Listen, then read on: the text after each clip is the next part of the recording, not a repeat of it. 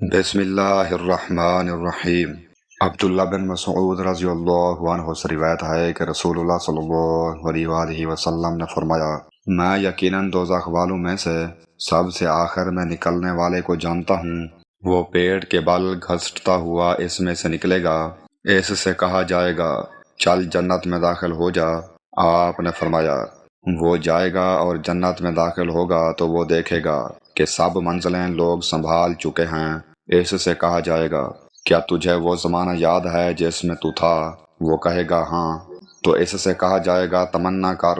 وہ تمنا کرے گا تو اسے کہا جائے گا، تم نے جو تمنا کی وہ تمہاری ہے اور پوری دنیا سے 10 گنا مزید بھی تمہارا ہے۔ وہ کہے گا، تو بادشاہ ہو کر میرے ساتھ مزاح کرتا ہے۔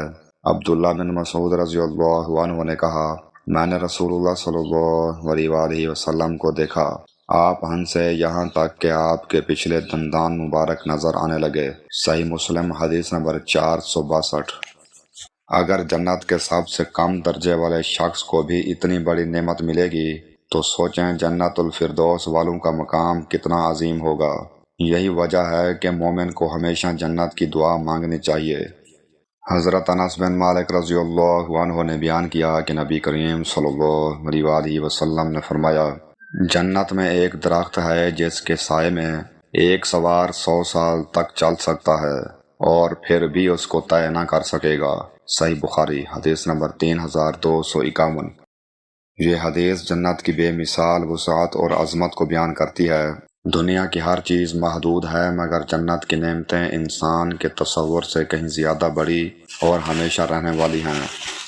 حضرت ابو سعید خدری رضی اللہ عنہ نے بیان کیا کہ رسول اللہ صلی اللہ علیہ وآلہ وسلم نے فرمایا کہ اللہ تعالیٰ اہل جنت سے فرمائے گا کہ اے جنت والو، جنتی جواب دیں گے، ہم حاضر ہیں اے ہمارے پروردگار، تیری سعادت حاصل کرنے کے لیے۔ اللہ تعالیٰ پوچھے گا، کیا اب تم لوگ خوش ہوئے؟ وہ کہیں گے، اب بھی بھلا ہم راضی نہ ہوں گے، کیونکہ اب تو نے ہمیں وہ سب کچھ دے دیا جو اپنی مخلوق کے کسی آدمی کو نہیں دیا۔ اللہ تعالیٰ فرمائے گا کہ میں تمہیں اس سے بھی بہتر چیز دوں گا۔ جنتی کہیں گے، اے رب، اس سے بہتر اور کیا چیز ہوگی؟ اللہ تعالیٰ فرمائے گا کہ اب میں تمہارے لیے اپنی رضامندی کو ہمیشہ کے لیے دائمی کر دوں گا، یعنی اس کے بعد کبھی تم پر ناراض نہیں ہوں گا۔ صحیح بخاری حدیث نمبر 6549۔